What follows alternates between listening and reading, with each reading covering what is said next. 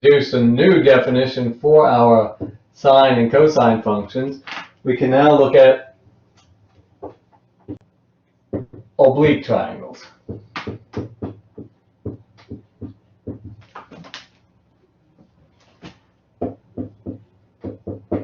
And that's going to introduce two other things. We're going to see from here, we're going to have the law of sines and the law of cosines.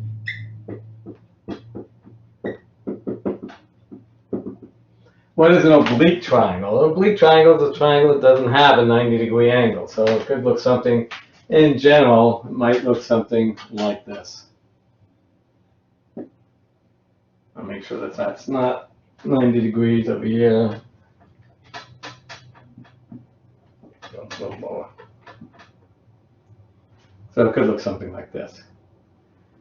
So you can see none of those angles are 90 degrees. And let's say this is my angle A, angle B, angle C. This is side A, B, and C over here. Okay, so that's an oblique triangle. So oblique means no right angles.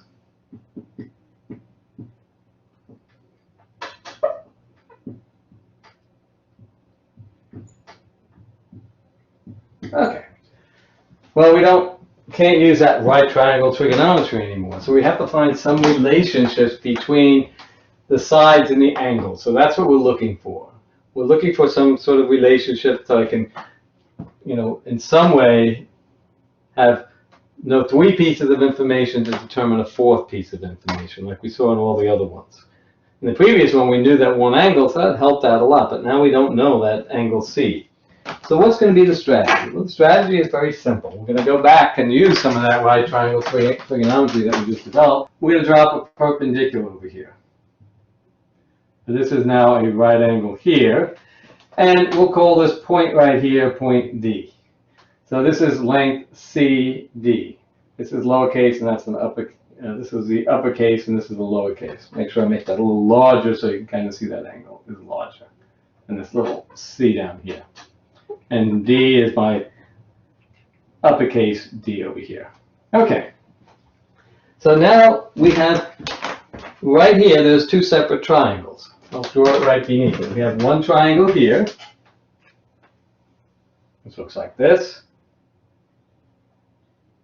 A right triangle. And we have this length B over here. This is my angle A that I know of. And this is my length CD. So that's one triangle there. We also have, if I split it off, the other triangle here. This is my angle B, this is my length A. And again, that's the same length side CD. That's what connects the two of them. That length is the same. Well, I have a relationship for this,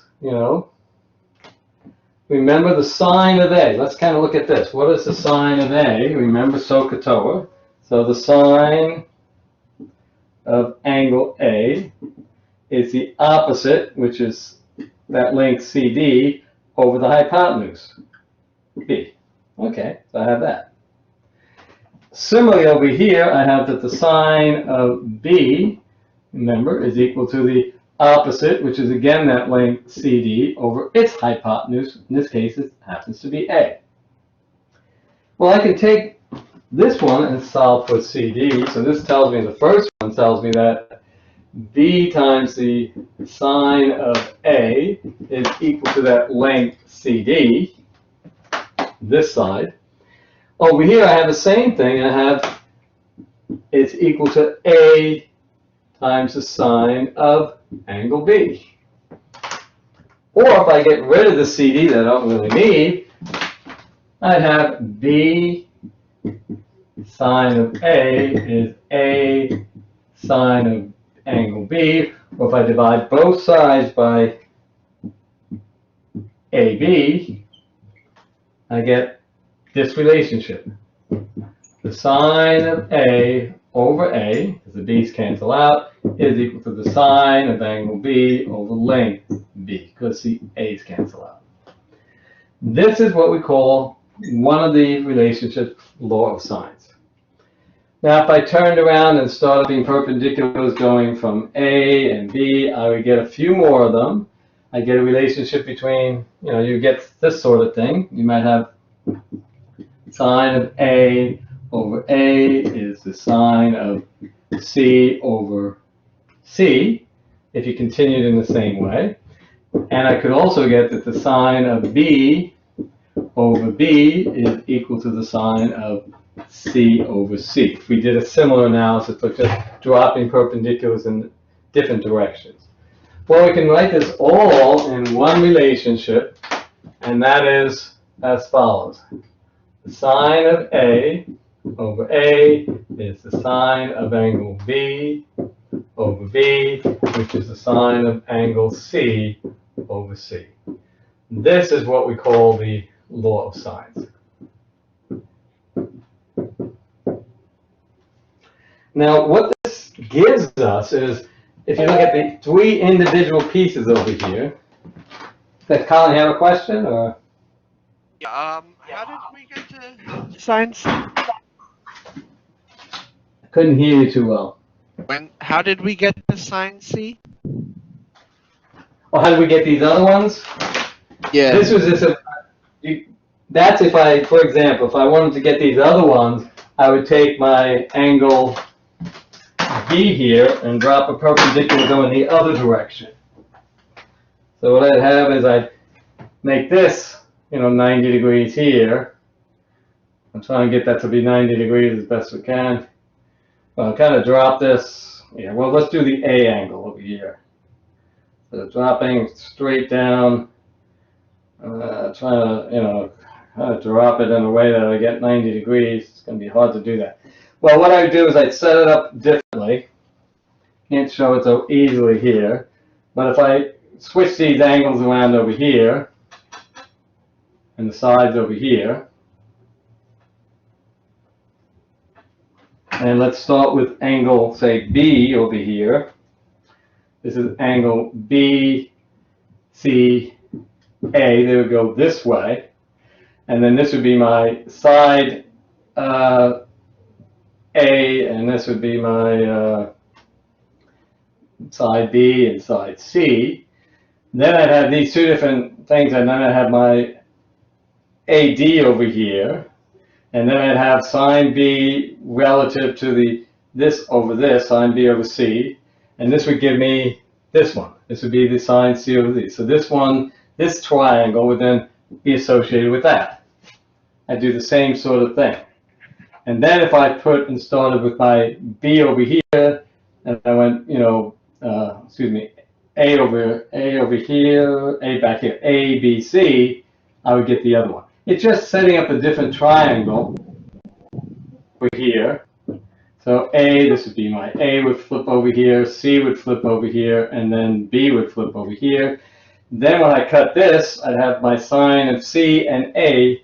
These two would be that triangle. So it just means setting up the triangle differently with the different angles. That's all it is. Okay, so we're only ever going to get two of them from one triangle. So either sine AB.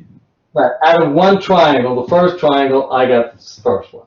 Then I just relabeled the sides and the angles, and I could get this one. I could relabel them again, and I would get this relationship. Okay, what's the point of relabeling one? The others, I have to change all the angles and lengths. Because you can see over here, this would then, I'd have sine C over BD, and that's over A. And then this over here would give me sine A. Again, this is my BD over, in this case, it would be C. And you can see I have that same relationship. This would be, multiplying here, I have A sine C is equal to BD, and C sine A is equal to that. So I would get the same thing with A replaced, the B replaced with C, and everything would work out accordingly. So it's just a matter of just changing that triangle. So I have to do that every time I'm solving? Relabel? No, this is just a proof of, this is what we really want. This is our objective. this is where we will take it. What I showed you there is where it comes from. It doesn't come from out of thin air. It comes from an analysis we can do. So this is what we really want, our law of sines. And that's what we're going to take and use. And we're going to solve some triangles now with that. So as long as we know these. The law of sines is true for every triangle always? Yeah, every oblique triangle, even the right triangle, it's true for all triangles. All right. Any triangle, that law of sine will hold between the angles and the lengths of the sides. For anyone it holds. Because if it happens to be a right triangle, it would all fall into place as well too. Because C would be 90 degrees, and the sine of 90 degrees is 1, so it all work out anyway. Okay, so that's the law. How can we use it? So let's take a look at now an oblique triangle and see how do we solve the triangle, meaning how do we find all of the angle measures and the side measures. Now, yesterday I was switching what I put in, I put the sides first and then the angles. In the textbooks I'm putting angles and sides. So let me go back to what I'm doing in the textbook. Doesn't really matter, just I don't want to confuse you with showing you different things. So let's take a look at how do we use the law of sines to solve a triangle.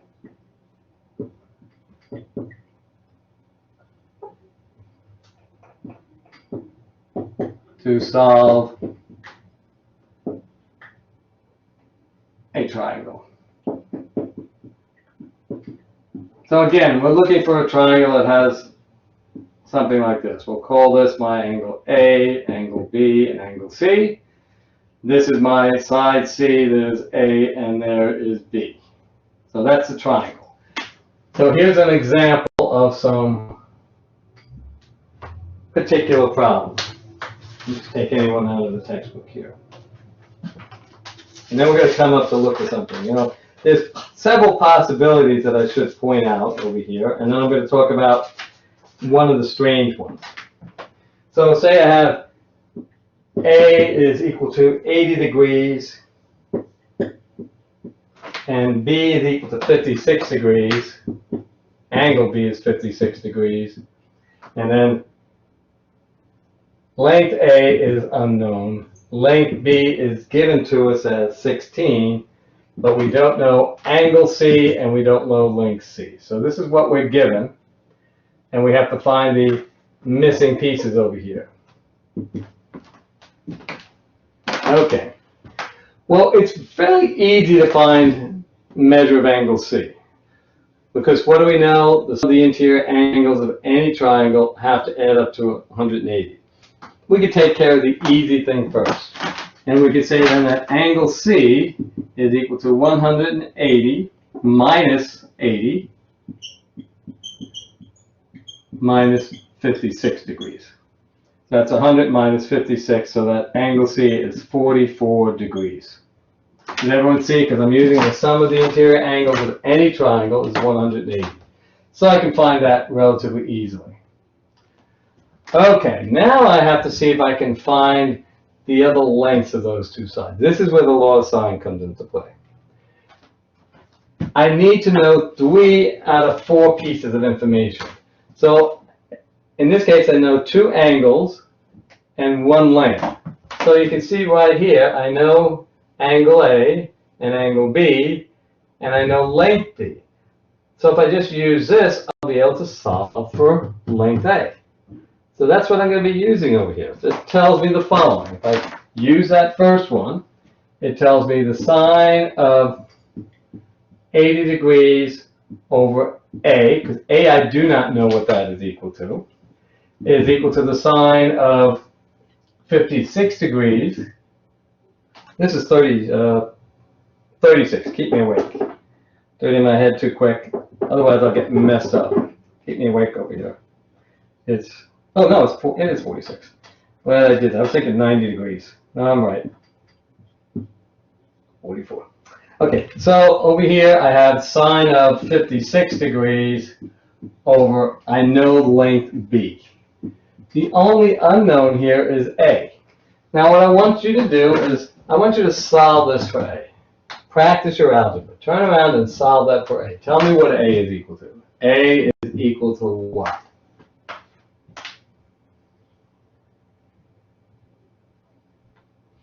Give you a second.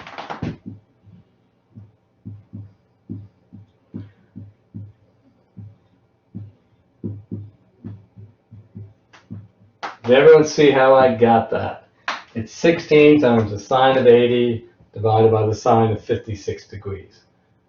Does anyone want to see how I got that? You should be up on your algebra. So everyone's comfortable with that. Well, what does that enable me to do? It enables me to go to a calculator right now and find an approximation, because I'm only going to get approximations to these. I'm going to have A approximately and C approximately, because I don't know the sine of 80 degrees or the sine of 56 degrees exactly. But what I can do is I can go and put it to my calculator. So let's do that. Show you what to do. Make again sure that your calculator is set for your degree mode. Since we used it yesterday, I think it's still in that mode.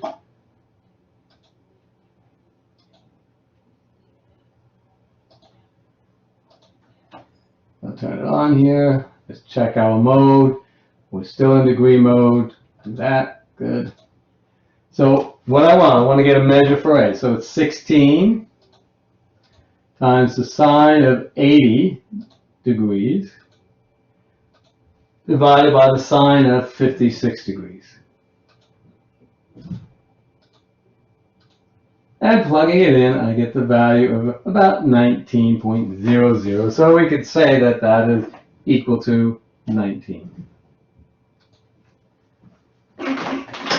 So A is approximately equal to, when I plug everything in, 19.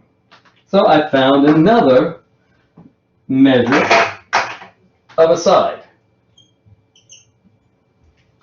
Now, if it was a right triangle, I could use the Pythagorean theorem, but that does not apply here. This is not a right triangle, so I can't take this side squared plus that side squared equals that side squared. It doesn't apply anymore. So I have to, in some way, find what angle C is. Again, I can use the law of sines. Notice I have these. I can either use, B or A to do this with C. I'm going to use B since it's closest. And what do I have for the law of sines for that? I have the sine of angle B over length B is equal to the sine of angle C over the length of side C. That's my law of sines. Okay, I can put what B is, so I get the sine of 56 degrees over the length of B that I know is equal to the sine of C, which is the sine of 44 degrees over the unknown C. Okay, take that and solve that one for C and see what you get. So take it through and do the algebra there and solve that for C. And I'll do it over here as well. In fact, I'll just do it on my regular calculator. I don't need that.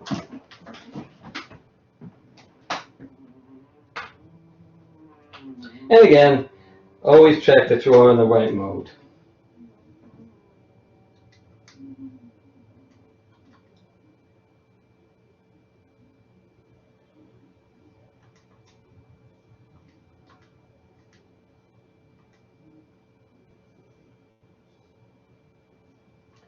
And you should get roughly 13.4.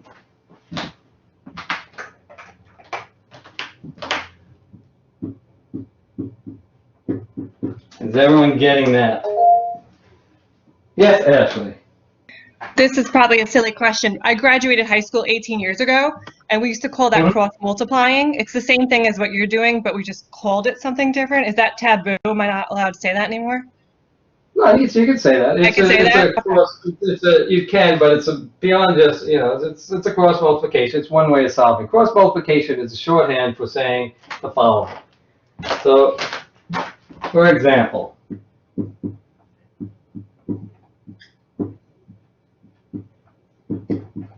as long as you know what's actually happening. you say cross multiplying, but what you're actually doing is the following. It's equivalent. I'm starting out multiplying both sides by c. Okay, so the c cancels over here. Then I'm multiplying both sides by 16 over here. Okay, so I then multiply both sides over here by 16. 16's cancel. And then I'm dividing by the 56, sine of 56. So then I divide both sides by the sine of 56 degrees. And it works out to be what they call cross multiplication, but you do have to be careful when you do that. On sine 56 degrees, sine 56 degrees, cancels out, and that gives me c then is just, and it looks like it essentially is a cross multiplication, but it's actually 3 algebraic steps that you're actually doing in a row. That's how you get there. And it's equivalent to, it turns out it's equivalent to, it's kind of a, not so much a cross multiplication, because if you get this over here, you're going to get c times the sine of 56 degrees is equal to 16 times the sine of 44 degrees, and then you have to do that dividing by the sine of 56 to get it over. Now, cross multiplication gets you 2/3 of the way there. You don't have to do 2 multiplications, but you do have to do 1 division in the end. Algebraically, it's equivalent. But really what you're doing is you're multiplying, multiplying, or you could think of it this way, you can multiply both sides by 16c, 16's cancel, the c's cancel, and then I divide by 56. So it's like going back to the roots of it. Now, one thing you should do when you do this, you should check. The largest angle should always point to the longest side. That's not degrees, keep me away. The largest angle should always point to the longest side. 80 degrees, 19. 19 is bigger than 16, which is bigger than 13. The next angle is 56 degrees. 16 is larger than that. The smallest angle points to the smallest side. Make sure that always works. If not, you definitely made a mistake. There's some sort of error. Because when the largest angle should point to the longest side.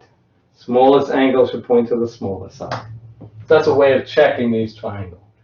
So that's one application of the law of sines. Now, under what circumstances can we use the law of sines?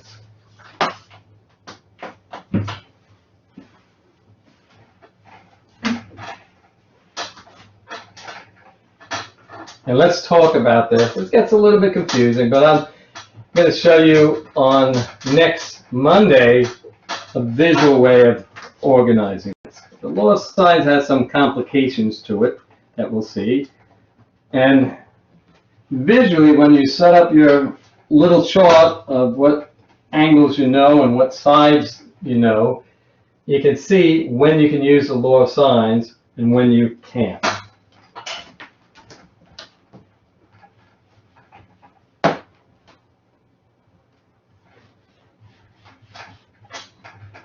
So let me just clear this out.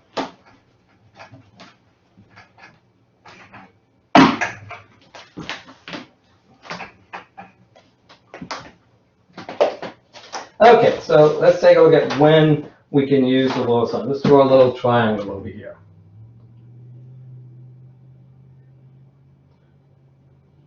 And I'll do my in a counterclockwise fashion. That's usually where you write everything. Angle B, angle C, side A, across from it, side B, side C.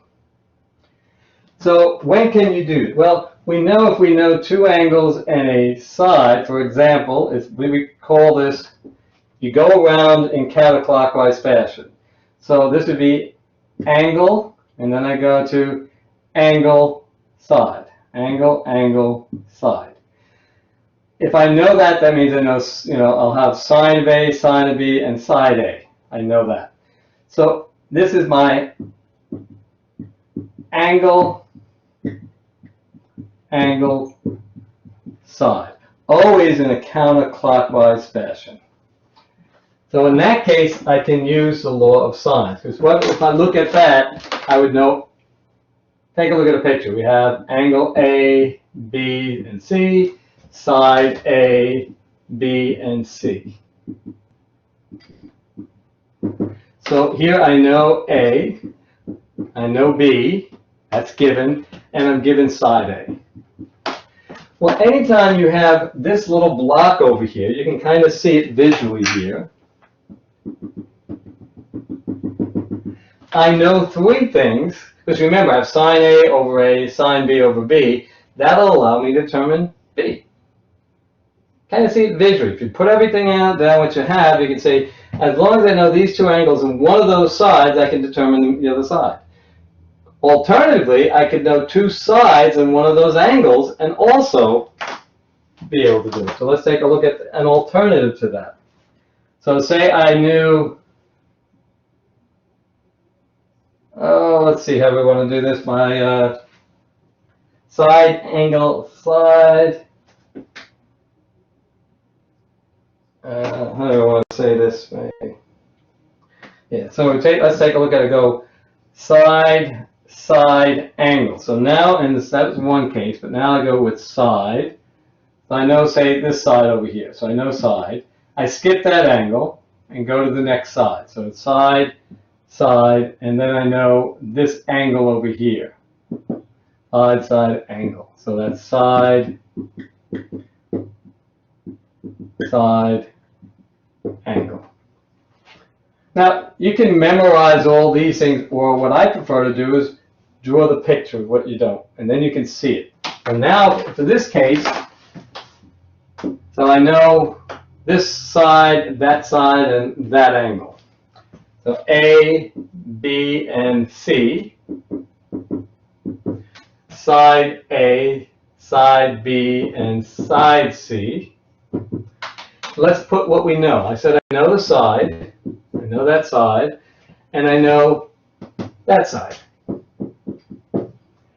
And I know this angle C. Well, now I can do these two together, this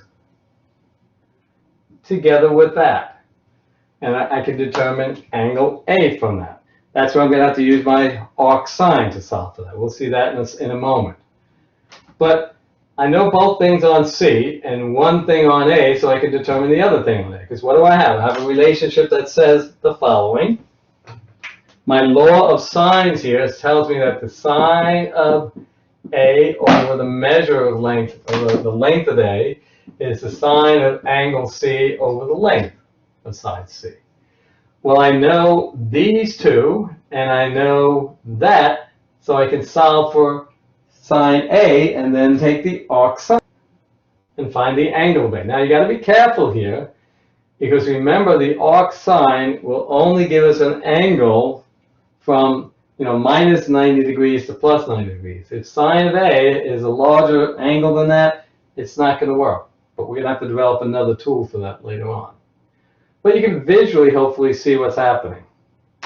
Now, you could also have the following. It could also be, here's an alternative. It could also be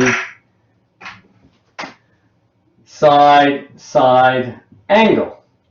Well, if I did that as my side, side angle, what would it look like? Well, the same thing over here. I'd have angle A, angle B, and angle C. The length of side A, length of side B, and length of side C. But now I know A and B, so I know A, I know B, their lengths, but I also know angle A. So I know this, so I could use these two with the law of sines between A and B to determine that as well too. But in this case, I knew two angles on one side. Here I know two sides and one angle. So I'd be back to using my sine A over A plus sine B is equal to sine B over B. Can you visually see that? Hopefully that makes sense. And the more you practice it, the better you will be. Now there is a problem with this. Sometimes this poses problems. So let's take a look at something like that. Sometimes side-side angle gives us difficulties. And I'll have to draw a picture to kind of address that.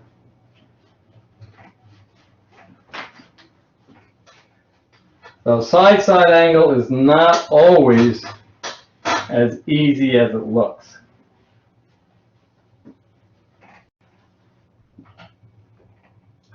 So here's the problem with side-side angle. There are three possibilities for this, arbitrarily given the angles and the side measures. There are three possible outcomes. And I'm going to draw pictures of them so at least you'll see. So here's my one side there. I'm going to do my angle A over here. Say I start with this. So I know this side, that's my side A. This is my side B, and there's my angle A. So there's my side in counterclockwise, side, I skip that angle, side, side, angle. Now, if A is not long enough, that angle, for this thing over here, I'm going to be determining the angle, that's angle, this is C over here, excuse me, this is angle, this is side C, and that's angle C. I'll put it over here. This is angle C. C is one of the unknowns in my setup. Because here's my setup. A, B, C angles. A, B, C, lowercase side. So I know A, I know B, and I know angle A. I have to determine this angle C. But if A is not large enough, how it was given, I'll never, because C can sweep around through here, meaning I can sweep C and it changes that angle. Notice it never becomes a triangle. So in this case, you will not be able to solve it. So this is the one case, and this has no solution. I'm going to show you the pictures, and then you'll see it in problems later on. But this is just to give you an awareness. If you have that side-side angles, you should automatically, there should be some warning flares that go up. I have to stop and think about that. So that's one possibility. What's the other possibility? Well, maybe A is just right, kind of like the Goldilocks effect. This is too soft, no solution. Just right would give me one solution. So it could be that when you're given A, you have something like this. Here's my second possible outcome over here. So I'll put the same angle A over here. This is same B. But A is such that it actually forms a triangle. So there is a unique C associated with that. In this case, you have one solution. So A is just right. This is a little short. This is just right for one solution. But I said three possible outcomes. What if A is a little bit larger? So let's try and draw that one. And it's just going to be the same thing over here. I'll put it right here, in between the two.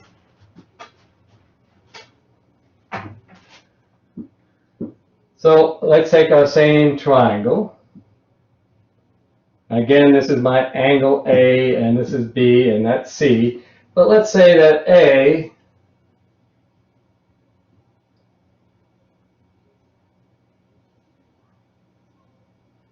is a little bit longer.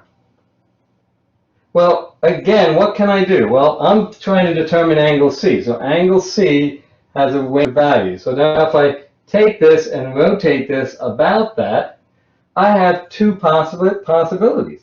One possibility is I choose angle C so my side crosses there. The other possibility is I choose it so my side crosses there. There are two possible triangles. So in this case, you have two possible values for angle C. Gets a little bit more complicated. So in this case, we have two possible solutions.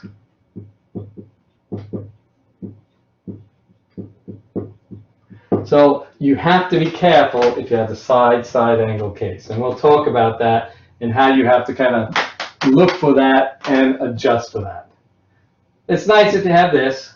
This you'll see, you'll get something that when you try and find that angle C, you'll try and take the arc sine of something that is, not going, remember you have to take the argument has to be 1 or less, between -1 and 1. You might get a quantity that is greater than 1, so it's never going to work. But we'll see that momentarily. Okay, so we have those two cases for the law of sines we've shown there. We've shown the first case, which is the angle, side, and then we have also the side, angle. But caution with that one. So let's take a look at an example where some of these might come out over here. I have some over here. I'll do something here. Okay, here's an example that I want to now illustrate what we're talking about. But that's a picture of what's going on with a generic triangle. Now let's look at some specific triangles. And then you'll see how these different things manifest themselves.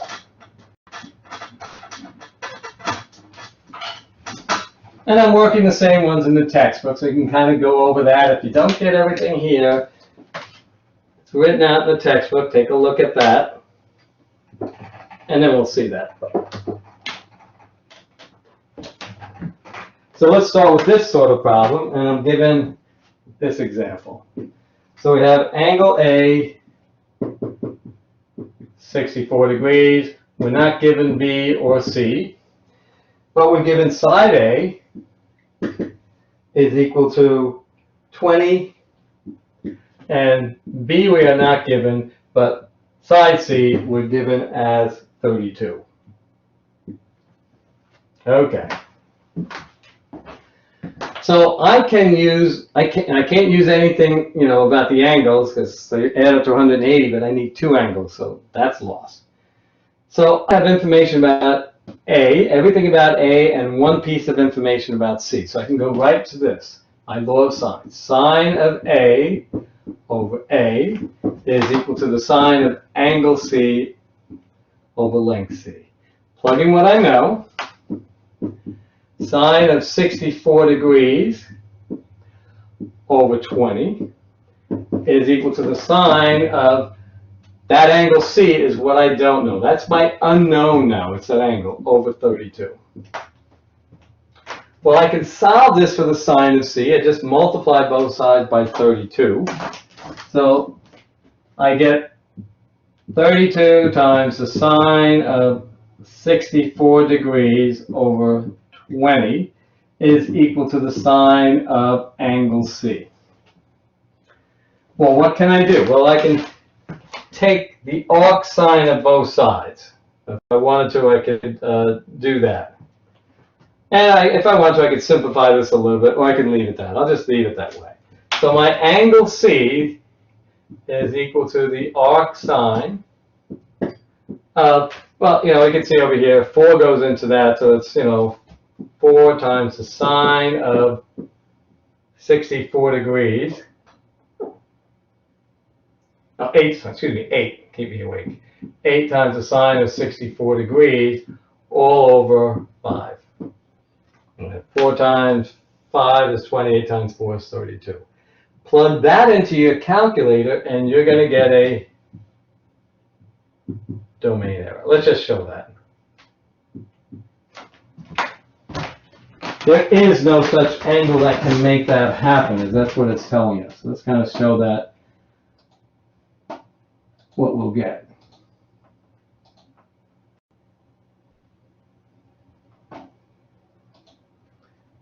Okay, so we turn this on and we try it. So we take my arc sine of 8 times the sine of 64 divided by 5.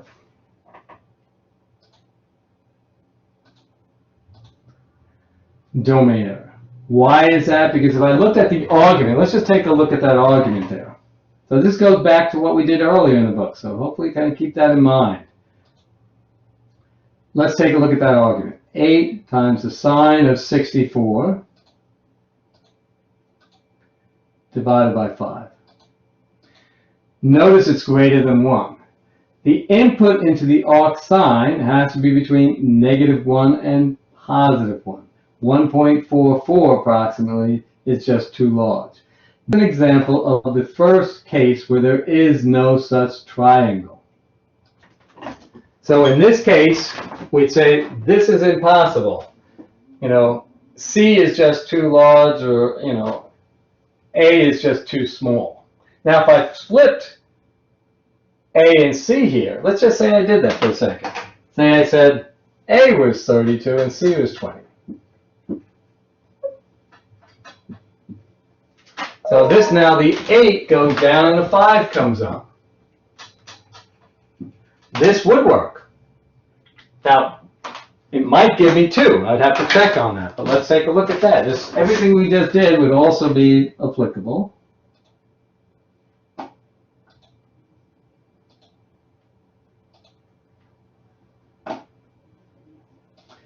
So now we have the arc sine of 5 times the sine of 64/8.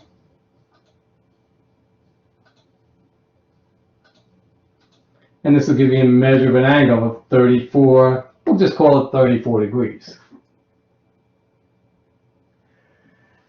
So we have that measure. So we have this, we have 34 degrees. Now, we have to be careful here. So I'll put a different color over here. So that would work. Then we could determine this angle here, and then we could then use, in this case, once I know this angle, then I can use the law of sines to determine B, because I'll know this, this, and this, and I can either use it for here or for there, and then we could estimate, the other angles. This is an estimate, so everything else thereafter will be estimates, approximations. I'll only get those exact values there. I'm not going to be such a stickler on that, but when you're doing things, you just say, what am I estimating and what is coming out exactly?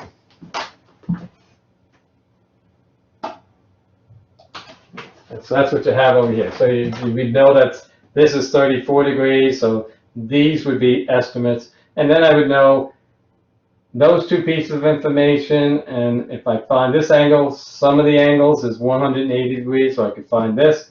That's 98, so this is 82 or something degrees. And then I could kind of work it from there. Now this could also give us another problem, but I'm not going to, let's address it in another case. So for your case, if you get domain error, look at everything, and the answer for this is not possible. It's no solution. There is no triangle. You cannot solve the triangle if this was 20 and that's 32. Not possible. That's why you got to be careful when you're working with problems like that. Let's take a look at another one now. And time's just about out. So I may have you take a look at that in the textbook and go through that. And we'll go over it again next time. So we're just about out of time for today. But hopefully you start to see now how to handle the law of sines. Okay? You're looking to have 3 out of the 4 pieces of information. So if I write them all together, this is summary. Sine A over A, sine B over B, sine angle C over length C. So if I have information about A and B, I need 3 out of the 4. I need at least the 2 sides and 1 angle, or the 2 angles and 1 side. If I'm working with B and C, same thing. I need at least to know 2 angles and 1 side, or 2 sides and 1 of the angles. Same thing would hold true for the sine A and sine C. Need to either know 2 lengths and then 1 angle, or 2 angles and 1 of the lengths. If I know that, then I have the ability to solve uniquely for what I don't know and solve it. Now, if I'm solving for an angle, remember, you're going to have to use the arc sine. The problem with the arc sine is it's range, its output. Remember, it's minus pi over 2 and pi over 2.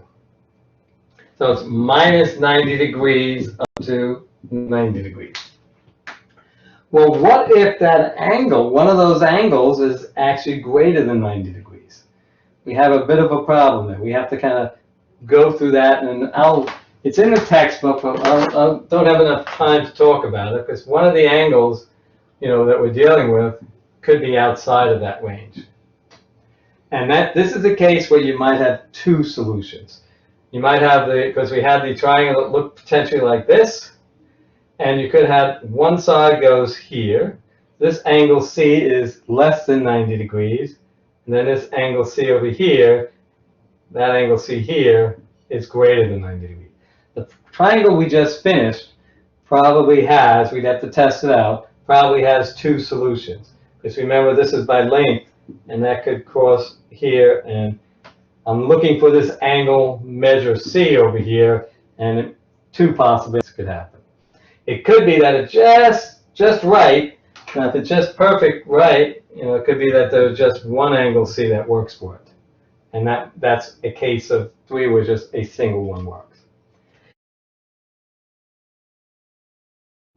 We'll continue on in 8.2, which is all about the oblique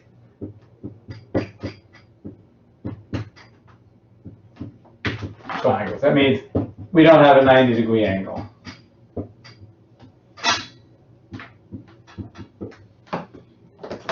And last time we derived the law of sines, and we looked at some problems with those.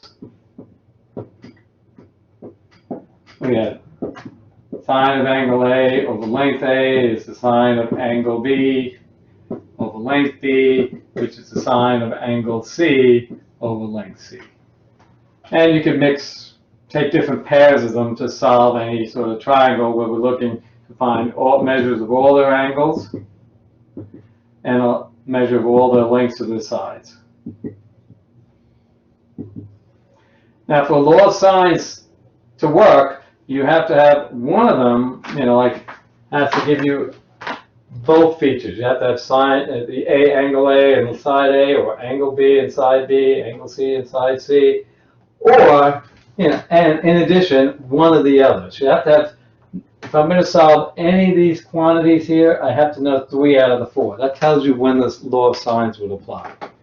So that's all it is. As long as you end up where you can know 3 out of the 4, either in that relationship, or the outer relationship, then you can solve that.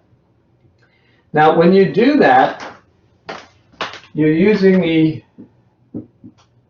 sine inverse. That's how you got to find that angle when you want to find an angle, if it's finding an angle portion. Well, if you go back to the unit circle, again, I like to keep going back to that because there's a lot of information in that unit circle. And we want to find various angles over here. There's some angle theta. We know that the arc sine, its range is just in this region over here. That's the range of the sine inverse, or the arc sine. And we know that's equal to, say, my output of that, put it as theta over here, can go from minus 90 to plus 90.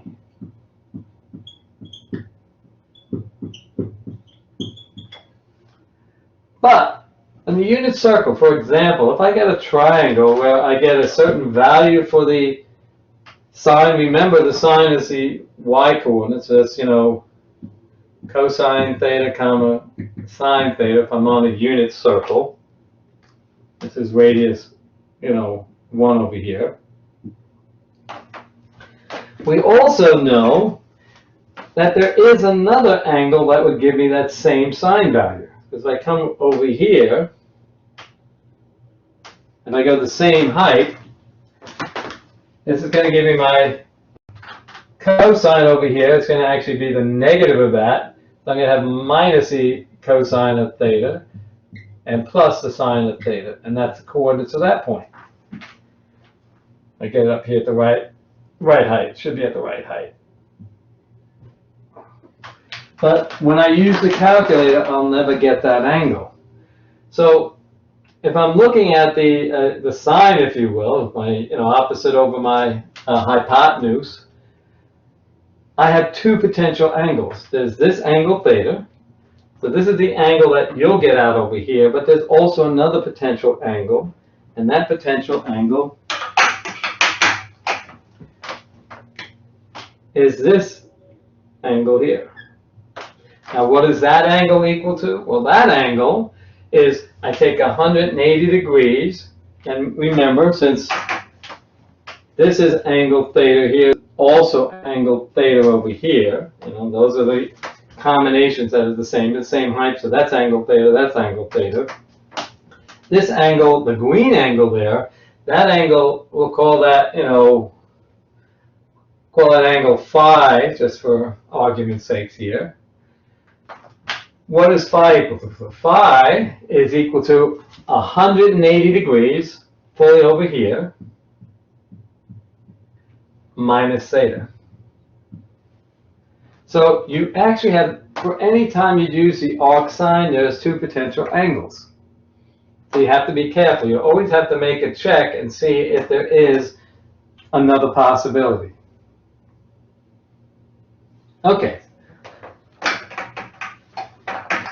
So let's kind of see. Now, sometimes you get information that it can't work at all. That might have been one of them. It's still the law of sines, but it just can't work. It's not necessarily an ambiguous case. It's just a case that when you're trying to take the arc sine of something greater than 1, you're trying to put in the domain of this argument of this function something larger than 1, and it just gives you an error message, domain error.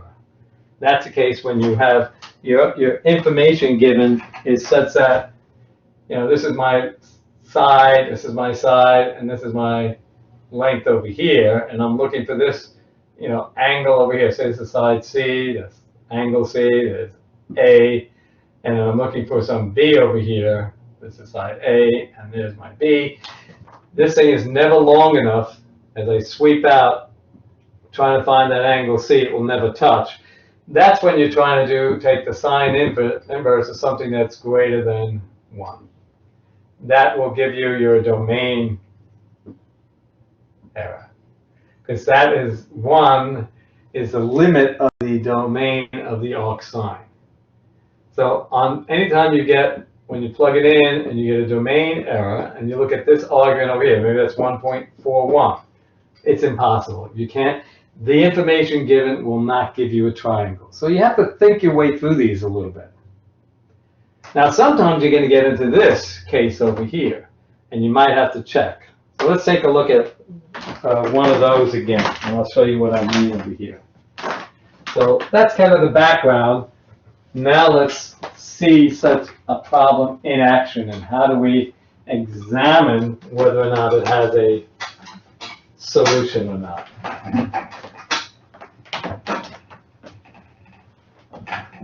I'll pick one of the examples out of the textbook over here. We'll get a good one.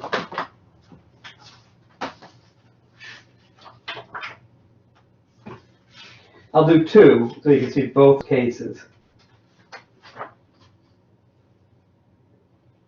Well, let me also do that one where we had the domain error, just to kind of do that again.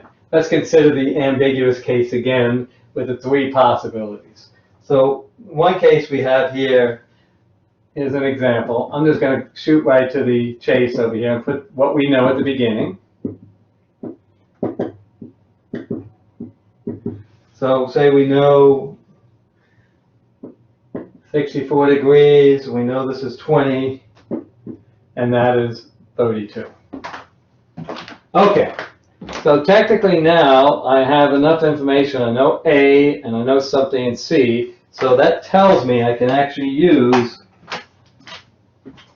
this relationship, my law of sines. Sine of angle A over A is the sine of angle C over length C. Plugging everything in, so I get my sine of 64 degrees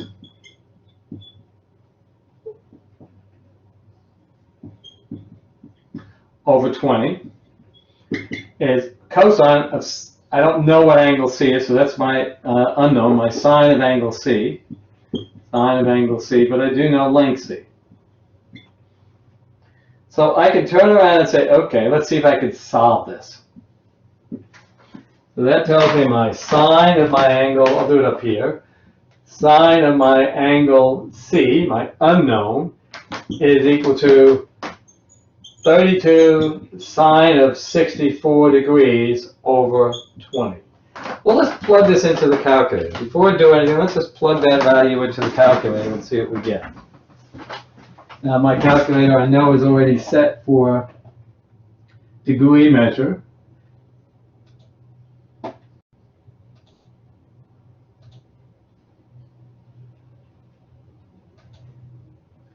So here's my calculator. Turn it on, and let's just put in that 32 times the sine. I'm already set, I just checked it a minute ago, for 64 degrees divided by 20. And then you'll see a problem over here. When I calculate that, I get something greater than 1. So what does that mean? So if I'm looking at this, and I got something like 1.4 or something like that, approximately. So now if I try and take the inverse sine of both sides,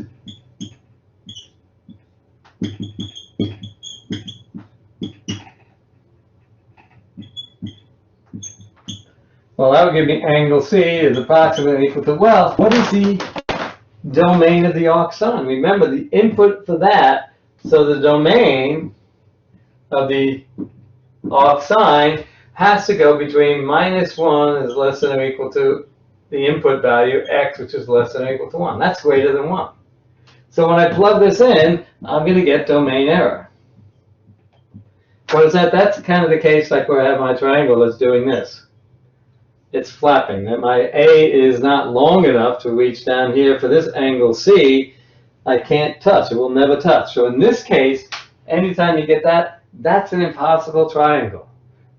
I cannot have a triangle, so I cannot solve this. So the solution for this is no triangle will work. Why? Because you're trying to do something impossible, but plug into the argument of the arc sine something greater than 1, but that's not in its domain. So it just gives you that error message. So that's where you might see that. That means there's no triangle. And when you get this when the arc sine, that means there's no triangle that will satisfy that. So not all these configurations give you a viable triangle. So that's that one case. Let's go on and look at another possible case. So we have no possible triangles. You could have one possible triangle or even potentially two possible triangles. And it all goes back to trying to understand that output of that arc sine and the unit circle. That'll help us. So here's another example. And I'll put the information we know. We have angle A is 40 degrees. B and C we do not know. But we know length A and length B. And length C we do not know. Okay. So we have information in this thing up here between A and B. So I can use the law of sines. Sine of A over A is the sine of angle B over length B. Plug in what we know. We have the sine of 40 degrees over 12 is the sine of the unknown angle B over 16. Let's see if I can solve this now for my sine of angle B. So sine of angle B is equal to 16 sine of 40 degrees all over 12. Now, does that give us a viable thing? If we plug that in, let me plug it in. I won't show you, but I'll just plug it in myself over here.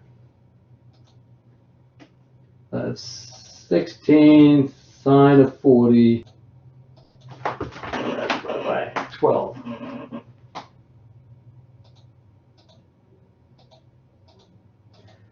And for this, This is equal to 0.8570, etc. So we do have, that is in the domain of the arc sine. So I can find my angle B, which if I'm taking the arc sine of this, you give me the sine inverse of that quantity.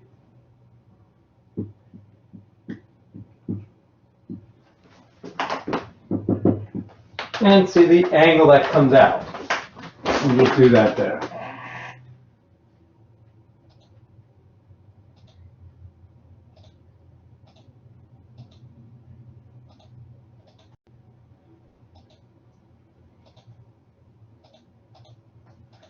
So when I plug that in, I get an angle out of 58 point, well, really, 9 degrees. So it's approximately equal to 58.99 degrees. And let's just set approximately equal to 59 degrees. Okay, so what does that tell me? Well, we have on our unit circle over here. Go back to the unit circle. And we use that arc sine to find, not quite one over here, make it a little more as it should be. We found this angle here, that's my angle B, which is 59, approximately 59 degrees. But remember, my arc sine only will give me from -9 to 90. There is another potential angle that would give me that same value, and that would be kind of the mirror image right over here. And that's this angle over here, another potential angle B. This is the B that we get directly. That's another potential B. But what is the measure of this angle? This is another, I'll call it B prime. We'll call it B prime. Well, B prime is 180 degrees from here to here minus that angle, 59. So it's equal to 180 degrees minus 59 degrees. So that gives me 121 degrees. That's another potential angle that will work. Now, will it work? Okay, so is it possible to be able to calculate angle? That depends upon this angle. So B, I have two possibilities. I could have the 59 degrees, approximately, and you can see that would give me the capability of getting an angle C such that I would be able to turn around and get, if you will, my 180 degrees. The other possibility, what if I said it's 121? So I have to make sure that angle A plus B plus C is potentially summable to 180 degrees. Well, I know A is already given. C is my unknown, so I don't know that. But for B, I can either put in 59 or 121 degrees. Is it possible to still get 180 degrees with that combination? Yes, it is, because this is only 161, so that gives me C could be 19. Or if this happened to be 59 degrees, well then C is equal to 180 minus 99, so it's 81 degrees. So in this case, I have two possible triangles that will satisfy this. So in that case, you're looking at this. You have to make this test. Here's the test that you have to do. And it stems directly from here, the test. When you get this angle out for B, you have to take, 180, okay? And, or if you wanted to, you could add this angle over here to the 40-degree angle and make sure it all kind of works out. So what's the test I want to do? Yeah. So what I need to do is this. This one I get out automatically. So we know we have, as long as you get something that doesn't give you domain error, you know you have at least one triangle. That's fine. Now I'm testing for, is there a second triangle? So I look at this other angle that I got, and I want to take the sum of these two angles. So I take the angle B that I got, 121 degrees, plus the other angle that was already given at the beginning of the problem. So in that case, that's 40 degrees. That gives me a sum of 161 degrees. Since that is less than 180 degrees, that means there is a second triangle that will go with this. So once we know that, we can find the second triangle.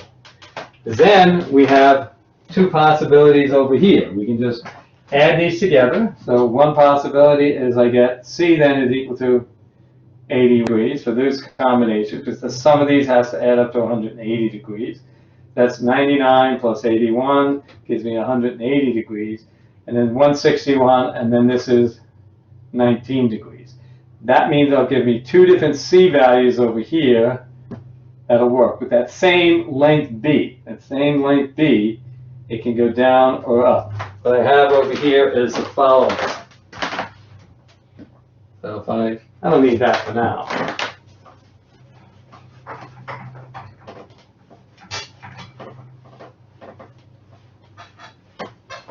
And then I'll show you one where it'll only give you one case. So what I'm seeing here is this. And let's see, this is our length B over here. This is say I have my angle B, and this could be either, in this case, my no, this is my angle B up here. This is my angle B up here. And it's a little bit further out. Let's make it a little bit closer to that 121 degrees. So B can either sweep here, or it can actually sweep. So this over here is like 121 degrees based upon those other sides. That's one possibility. But the other possibility, if I sweep this around over here, I can turn around over here, and maybe well, it should be a little bit shorter than that. It's not being drawn to scale, but here's another potential angle over here, and that's roughly 59 or 60 degrees. Two possibilities. If this was the same length, it's not quite the same length. This needs to come down a little bit more to make it a little more symmetric over here. Make it look like that. And you get, here's right in the middle, and it just kind of goes and sweeps along here. So it can kind of cross through here or cross through there. 60 degrees roughly, or 59 degrees and 121 degrees. Two possible triangles. So what would I then have to do? I won't do it, but then I would have to solve for two different C values. So I could use either A and B and then find length C using the law of sines again. So that's what you have to do. You have to test. This other angle that comes out, add it to your angle that was given at the beginning. If the sum of those are less than 180 degrees, there is a second triangle that will work. So that's this case. That's kind of an ambiguous case. And let's take a look at the last possibility. And it's the same test that you do all the time. And here's the last possibility that will come from that.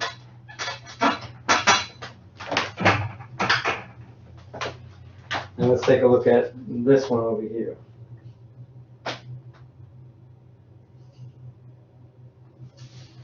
I could have it over here somewhere.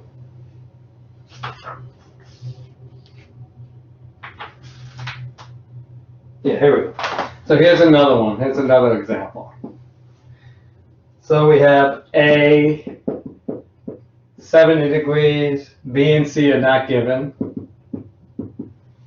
We're given length A is 12, length B is 4, and length C is undetermined. Okay, I know right here I can use the law of sines. I can find my angle B. So I have my sine of 70 degrees over 12 is equal to the sine of B degrees over 4. Or my sine of B is equal to 4 sine of 70 degrees over 12. So just sine of 70 over 3. Let's get an estimate, make sure what that is. I take my sine of 70 and divide that by 3.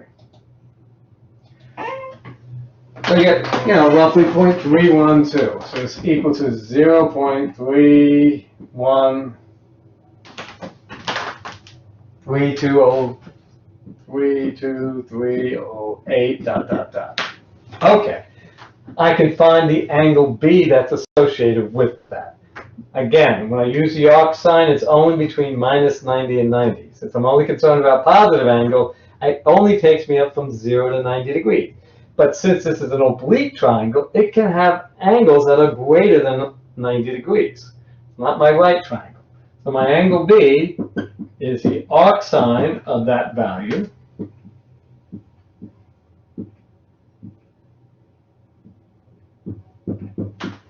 And it turns out to be approximately, these are all approximation,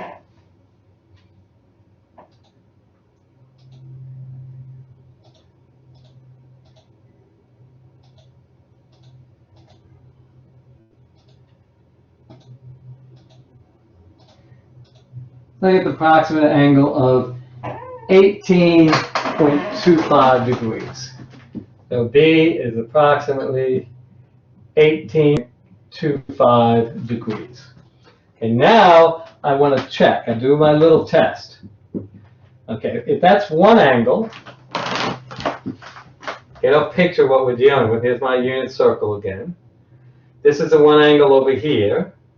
There's my angle B I just found, and that's roughly 18 degrees. So this is the one angle, but there is another angle that also satisfies this same requirement, and it's over here. Meaning it's this angle. I'll just call that B prime. That's another potential angle. But what is that angle? Well, B prime is 180 degrees. We'll just roughly call it 18 degrees. Minus 18 degrees. That's 162 degrees. Okay, so is that possible? So I've already got that B is 18 degrees. And then I'm testing. Can I possibly get an angle that's 162 degrees? Well, look what happens. If I add 18 and 78, I can find the C. But if I add 162 to 170, or to 70 degrees, I get, 232 degrees, which is greater than 180 degrees. So this is not possible. That angle will not give me a triangle. So in this case, the only angle is 18 degrees, and I get a single triangle. So this is the one where it just barely touches correctly. So over here, might look something like this. And maybe here's my angle B over here, it's just 18 degrees. And it will not, touch anywhere over here, because over here, but it just wouldn't work out. So there's my 18 degrees, there's my angle B. So it's only one case where it actually touches. The other, because of this length C, it would never quite reach that over here. It's not going to be possible. The angle is such that I can't have 180 degrees. It would go all the way over here. Okay, so those are the ambiguous cases that you always have to check with the law of sine, because you always have two potential angles. One you get directly because it's in the range of that arc sine. The other one you have to kind of get outside, because we're only looking for positive angles, and positive angles we're looking for anything between 0 and 180 degrees. So the net result is anytime you get this angle, subtract it from 180, get the second angle. Is it possible to sum A, B, and C to get 180? This, yes, you can do. With the 162, not possible. So I can either get this is 88, so it's equal to 92 is my other angle. I sum this up and I get C is 92 degrees. This is not possible because I'm already at 232. This can't be negative 52 degrees. Can't be a negative angle there to sum to 180. So that's where you have to be a little bit careful. Okay, those are ambiguous cases.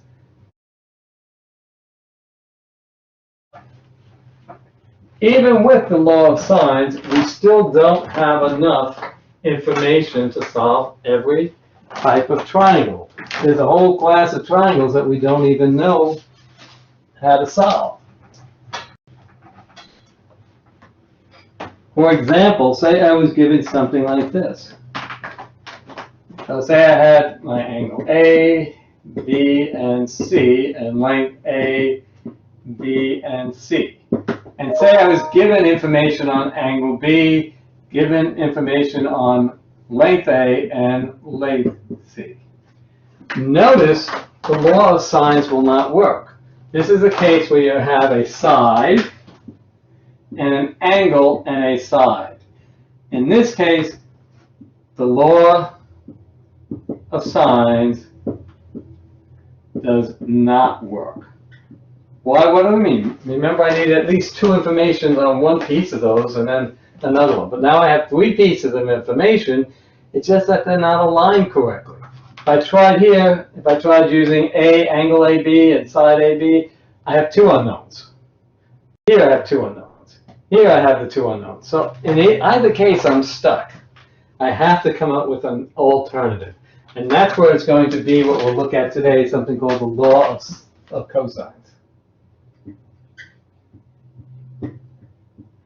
So we want to get a relationship between our triangle and other information that we can work. So let's start by sketching out some sort of an oblique triangle over here.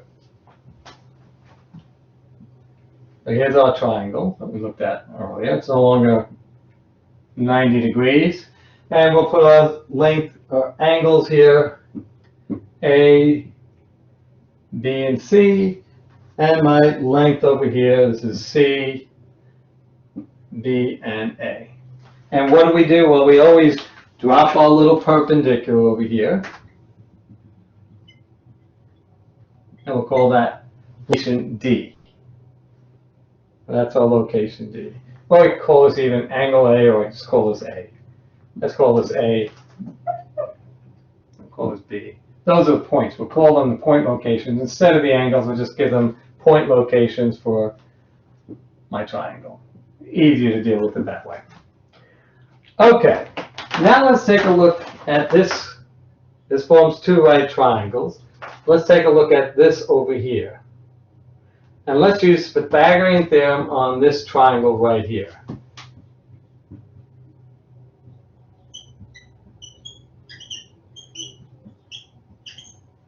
And what do I have? My hypotenuse, I get A squared is equal to this side squared plus that side squared. So it's the length D to B, that's the length D to B squared. Instead of angles, I'll put point D to point B. So that's this length over here, and that length squared. So I have, CD squared. So that's a relationship that I have that I know on this half of the triangle. Okay, let's see if we can kind of compare it to something on the other side of the triangle over here and just kind of take a look at what we get there. So this is all from triangle DBC. This is triangle DBC. Okay. And then let's take a look at what we have for the following. Now let's take a look at triangle. Let's take a look at this triangle, ADC, triangle ADC. So the second triangle is the first triangle we use. That's the second right triangle. And we have information about that if we wanted to. We have that the sine of angle A, now we can treat it as an angle. So what is that? That's equal to my, opposite over my hypotenuse. So it's equal to the length CD over side B. I'm just using my right triangle trigonometry. So, katoa, right?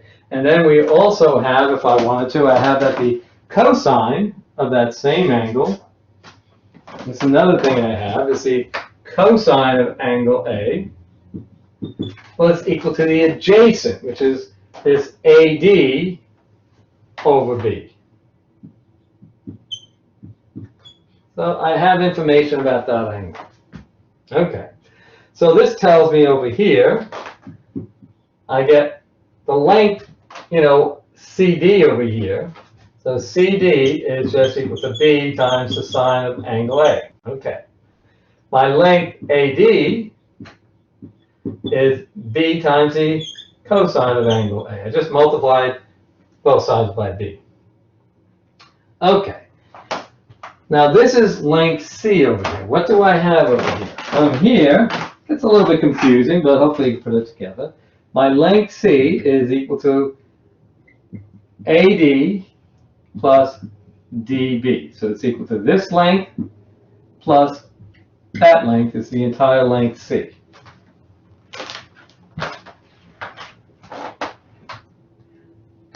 And I get my DB over here, right?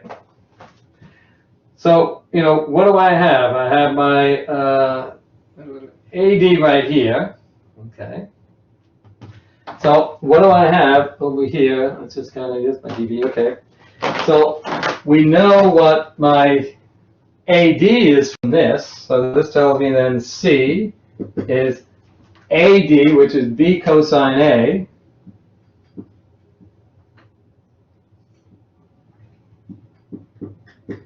plus my unknown dB. I haven't figured out what that is, but that tells me what it is. I can solve this for dB. Solving this for dB, I get my dB is equal to C minus B cosine A. So it's equal to my little c, this is little c, make sure it's not my big C. So little c minus B cosine capital A. So I have this relationship here. Now I also have what CD is over here. So I have my CD over here. So that's my CD. And I now have my dB. So let's plug everything into my Pythagorean theorem over here and see what we get.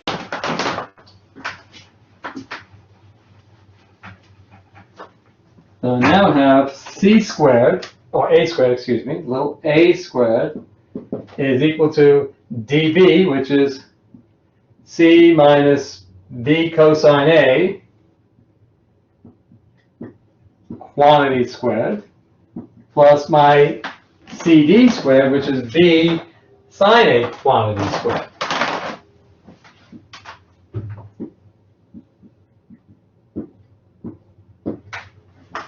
That's just the Pythagorean theorem again, where I just use information about those triangles to construct something. And notice it's in the lengths of the sides and the angles of those triangles. Okay, let's multiply everything out.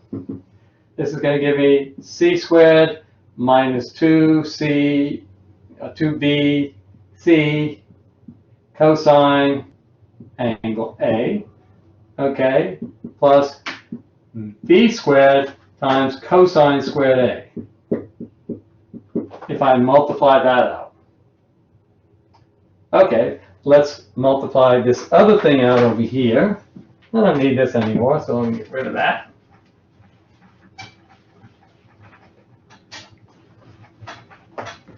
So I'll use this, and now I square this to give me B squared sine squared angle A. Well, notice these come together.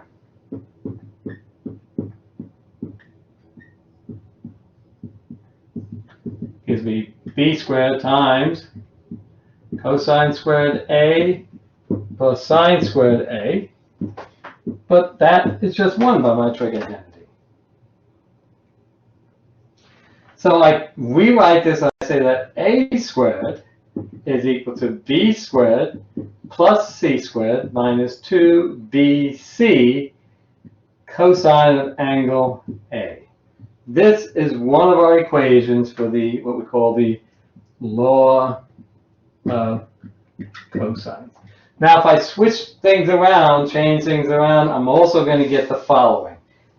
You can now show that you could redo different triangle, label it differently, and get the following. You could have b squared is going to be a squared. Yes, Colin, question? I just don't understand what you did after you got the a squared equals c minus a squared. So How I got this? Yeah, I got that. You don't understand how I got this or what? I got both. Make it a little Just about after kind of. Couldn't hear you all the way. The microphone's a little on the low side. 10 drops. After that, what do you do? I don't get it. Can you hear me? Oh, your microphone's fading in and out on me. Do you understand how I set this up? You understand I can't see what you're pointing to. Are you okay with this? Yes. Then I square this out. So if I square that out.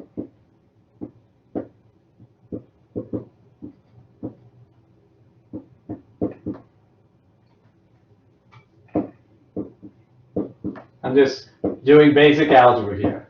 So I'm distributing the c twice, and then I'll distribute the b cosine a twice. So I get c squared minus bc cosine a. That is here. This gives me another minus bc cosine a. This times that. Minus and minus gives me a plus b squared cosine squared a. These are the same, so I have minus 2 of them. And there it is. This is the first one over here. That one I just square both of them. And then I notice with my b squared, these two combine over here into that. And that's just 1. Sine squared plus cosine squared, the same angle is always equal to 1. So it's a matter of just doing your algebra and just foiling this out, just squaring both of those, and then combining, and then I just pull the b to the front over here and let the minus 2bc cosine a. Now if I did it with another triangle, I'd end up with, okay, this is b, this is the other two angles, 2ac cosine b. That's b squared, that's cosine b, and then I'd have another one for c squared. So that's going to be my a squared plus b squared minus 2ab cosine of angle c. Taken all together, all of these are by law of cosines. And we can use that to solve the other types of triangles that heretofore we could not solve for. So let me show you how we would use it. This is going to allow us to solve either the side angle side. This will allow us to solve side angle side with 3 sides. Maybe we're given a triangle where we're given the length of the 3 sides and none of the interior angles. Well, we can actually find those interior angles using this coupled with the law of sines if we choose. We can do it all with this, or we can mix it up with the law of sines. So this is what it'll allow us to do, that missing angle there. Let's see how, in essence, it does that. So I'll leave this over here, and let's take a look at a triangle.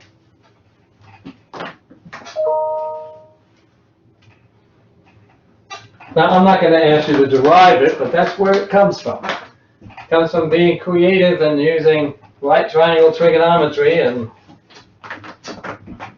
definition of the sines and cosines using the right triangle instead of the unit circle way of approaching it. So you actually need both approaches.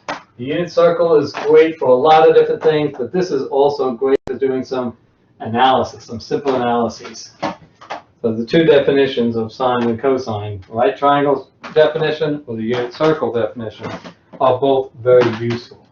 So let's see, take it when we have a side angle side sort of problem over here. here. So let's say we're given the following. Here's an example. I'll leave these over here and we'll look at those. So we're not given angle A, but we are given angle B, and we're given that that is 77 degrees. And we're not given C, but we are given side A. We're not given side B. If we were, we could use the law of sines. And we're given length C. Okay, so this is the given. This is the given information. We're given 3 pieces of information, and we're asked to find the other 3 missing pieces. Hopefully you can see the law of sines does not apply here. There's no way I can, because I always have 2 unknowns.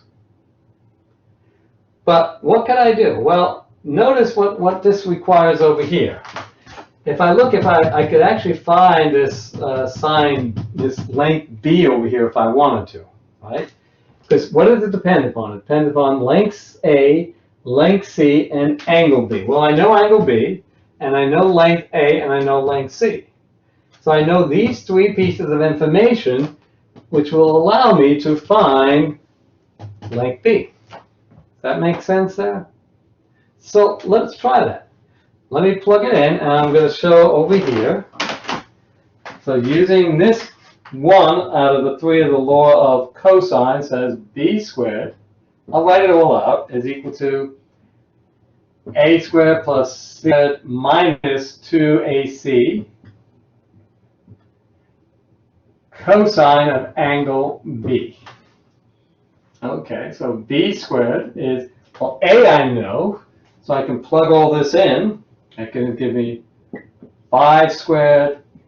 C I know is 8 squared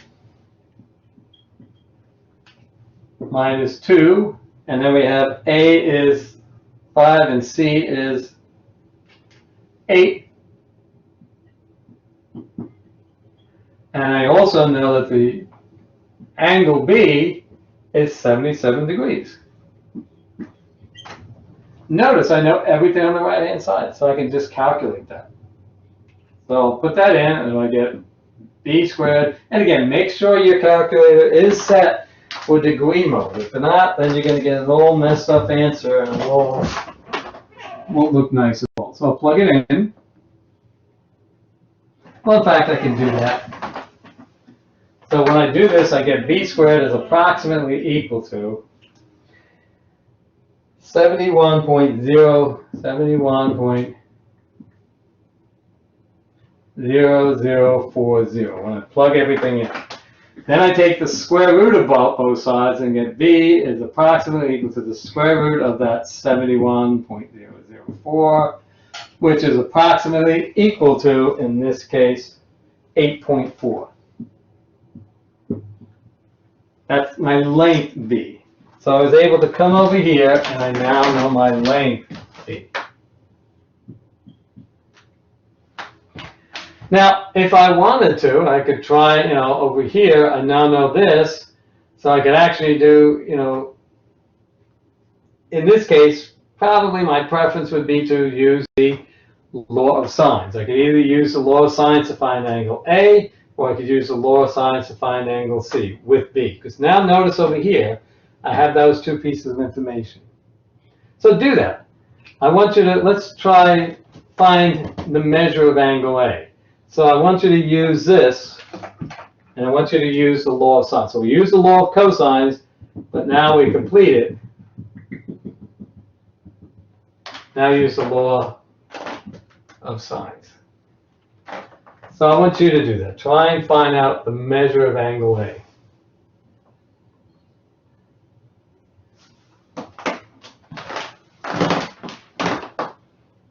And round it to the nearest degree measure.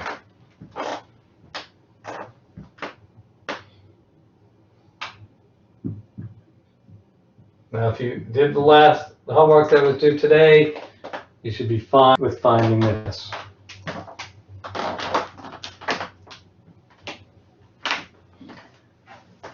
That's the angle A we get is 35 degrees.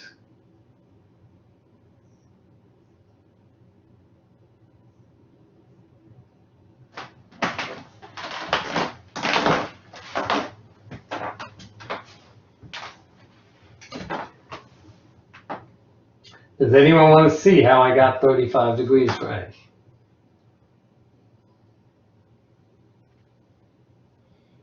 Okay, so what do we have over here? So we have the sine of A over length A is the sine of B, which is 77 degrees, over the length B. That's just an approximation. Why? Because we approximated B over here. So it really is no longer exact anymore, but it's approximate. I need to find that angle A, so I simply multiply by 5, and then my angle A is going to be the arc sine of 5 times, or approximately equal to, 5 times the sine of 77 degrees over 8.4. So I plug that into my calculator, and I get 35.4493 degrees. So I'll get A 35.4493 degrees. And I'll round it, since that is 4, 5 stays the same. So I'll just call it 35 degrees. So I now can plug this in. That will now enable me to find what angle C is, because remember, these angles have to add up to 180. So I take 180 and I subtract 77, subtract 35, and I will get 68 degrees for angle C. So I solved that triangle, found the length, the measures of all the angles, and the lengths of all the sides. Yes, Ashley, you have a question? Yes, so after we solved A, we have to do a test because it's going to end up being 112 degrees, like less than 180. Would there be like a possibility of an ambiguous triangle here as well?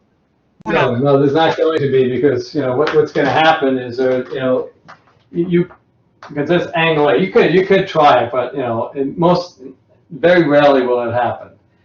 And I'm trying to think if I've seen it at all, but if you did, you could then, if you subtracted that, because you're going to see this other angle is usually so large that would give me 145 degrees. 145 added to 77. You should always do the test, but the measure that could be 35 or it could be 145 degrees, because it's just 180 minus 35. But adding those together, that's already over 180, so never going to happen. You can do it just in case, if you're given that. It's a possibility, but I'm trying to think pictorially. Yeah, but you should always take a look at that. Never seen it happen too often. But I guess it's a possibility. I just haven't seen it. I have to stop and think about it. Yes, Colin, have a question? For the when we solve angle A, do we always round it to the nearest whole number for the angle? Yeah, it's usually close enough to round it to a degree. It depends upon the problem. If you're an engineer, you may need it to round it to more decimal places. It depends upon the accuracy that you need. But for us, we're going to be comfortable with degrees. We'll leave everything to the whole number degree. But if you're in the real world, you may need more precision than that. You may need fractions of a degree. Will I lose points on a test if I do it to like 3 or 2 or 3 decimal points? No. If you keep it to 3 decimal places, you're not going to lose any points. I'm just making it a little bit easier for the writing over here. So rather than having this look all messy, it looks a lot cleaner. But it's all essentially problem dependent. If your problem requires that level of accuracy, yes. I mean, if you're in astronomy and trying to measure the distance away to planets, getting to the nearest degree is not going to be, anywhere close. But if you're, doing rough calculations, nearest degrees are fine. Because you're going to have to down to the thousands, 10,000s. If you're nearest degree, you'd be off by several factors in terms of that distance, how far that sun might be or that other star might be away from us. So you need much more accuracy. Okay, so that's that case. Side, angle, side. 2 sides and the angle between them. So A and C, the 2 sides and the angle between them. You can kind of see when you set it up, if you can't jump into the law of sines, you know the law of cosines. And you can kind of see, here's an A over here, BC, BC, angle A. B over here, the missing one, AC, AC, angle B.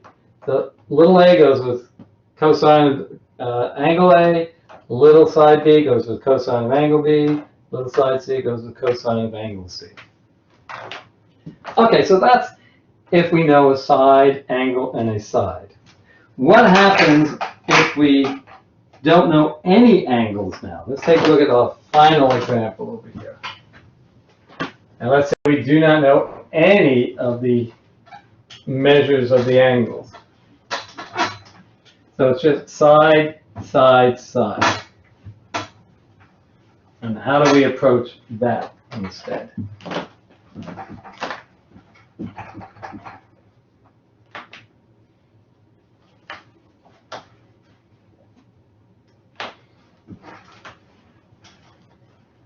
So what I usually do is I put up all the known information and then I let the picture guide me. What information do I have? I know if I don't have those three pieces of information together, I have to worry about, the law of cosines over here. So here's another example. So I don't know the measure of angle A, don't know the measure of angle B, and I do not know the measure of angle C. But I do have the following.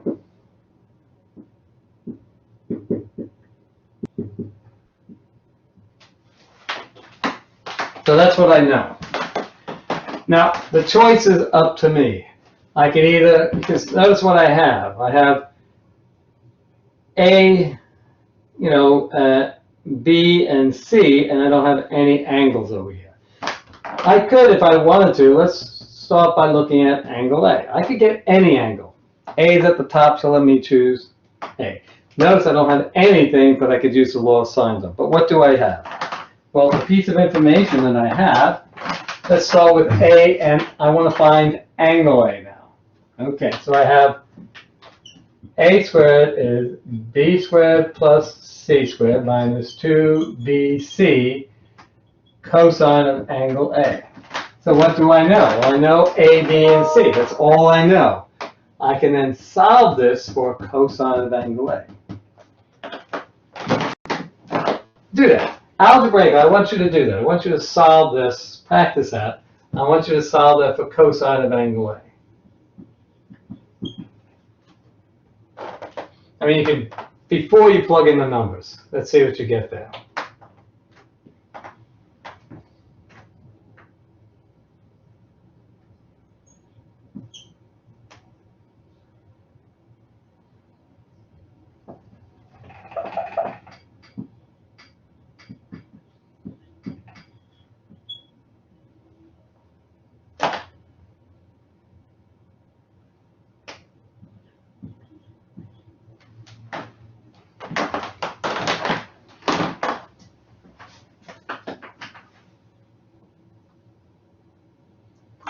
Everyone see how I got that? I moved this to that side, made it positive, moved the A over by subtracting, and divided everything by 2BC. Notice I have my angle A in terms of all the information on the sides.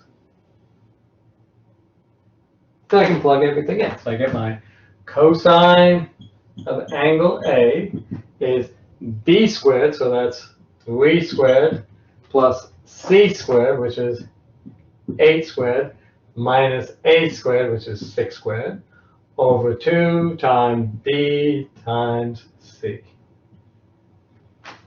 Okay, so I get 9 minus 64, plus 64, excuse me, plus minus 36,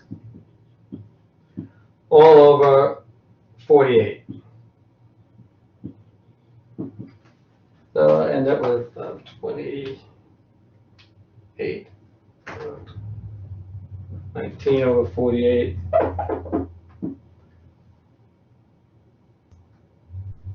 28 by 28, minus plus 9, 28. 37 over 48. So that's what I get, if I'm correct over here.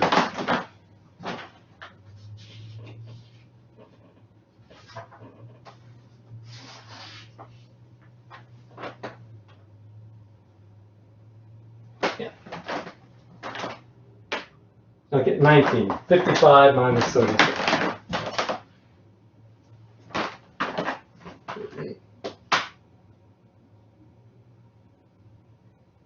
Oh. Did I do something? I made some sort of a typo there somewhere.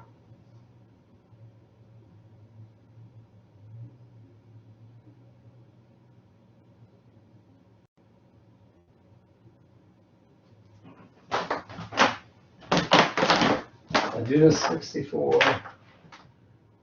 73 minus 30. I get 2BC, 2BC, so that's what I have over here, so I have this. Now, how do I do this? I just take the arc cosine. Now, the benefit of the arc cosine, remember the arc cosine, what is its range? It goes from 0 to 180 degrees. I do not have that ambiguity. The ambiguity is gone because that'll give me any angle in that range. It's only going to give me one. So now my angle A over here that I'm looking for is equal to the cosine inverse of 37 over 48. I'm going to plug that into my calculator over here.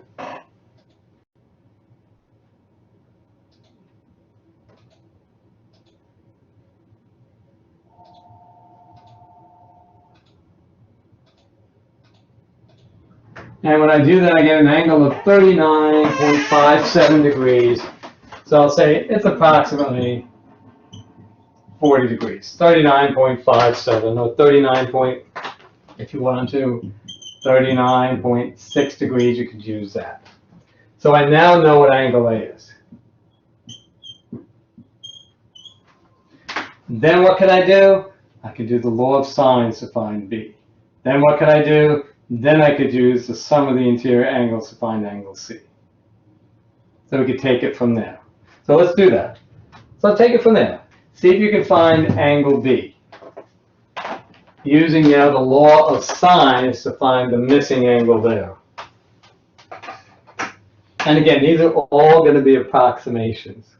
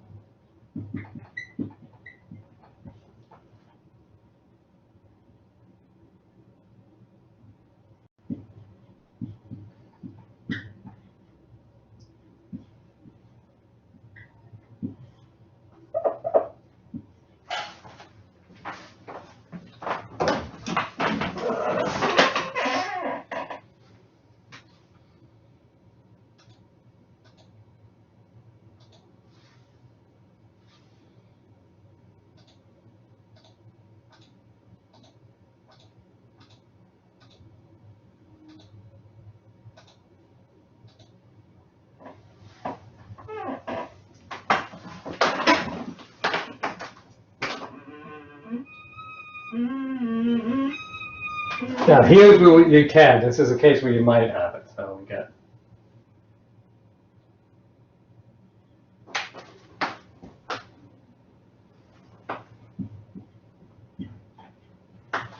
Now here's where we might check. See if we can do that. Here's our test.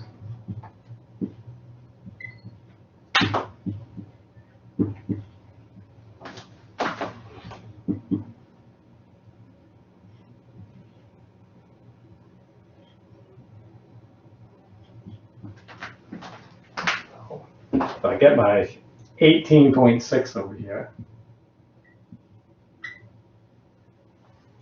Now the problem with that, if I have 161 plus 39, that's greater than, so I only have one possible triangle from this. You can kind of see that. That's roughly 40, 160, that's 200 degrees, greater than 108, so I don't have another option over here. And then I simply add those together.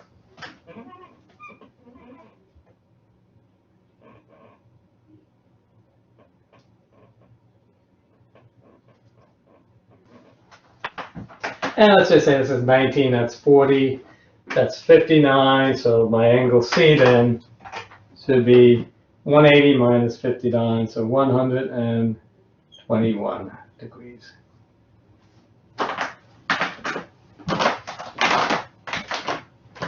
And I call this, I call that 40 degrees, and I'll call that 19 degrees. It's 59. I get it. These are all approximations. I'm just getting rough approximations here.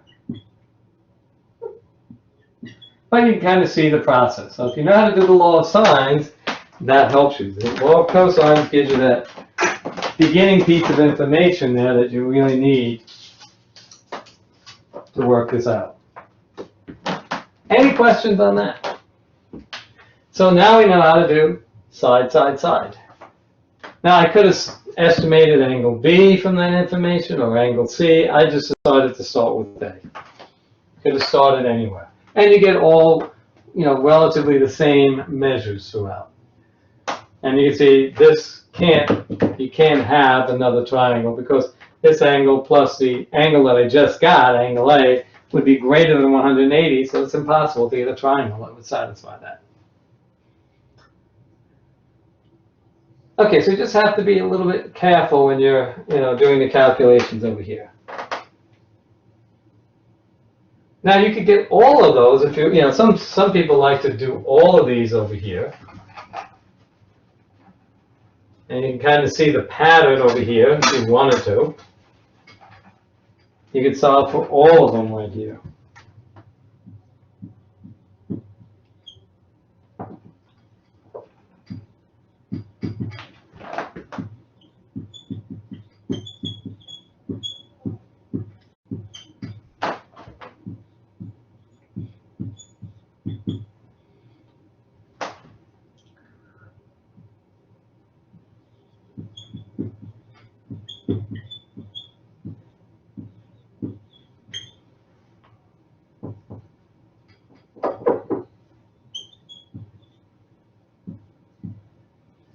So those are the three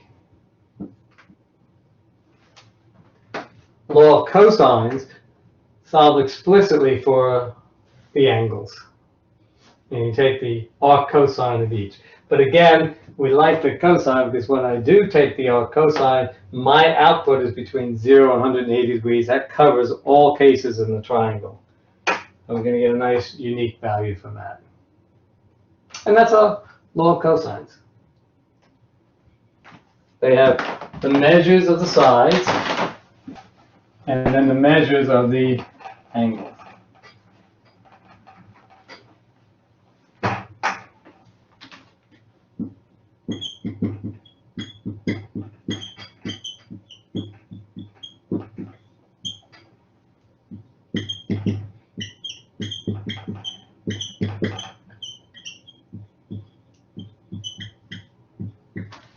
So there it is.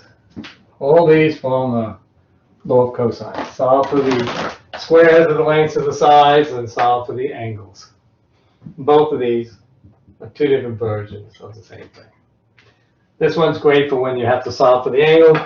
This one's perfect setup when you know one of those angles and you're solving for the other sides.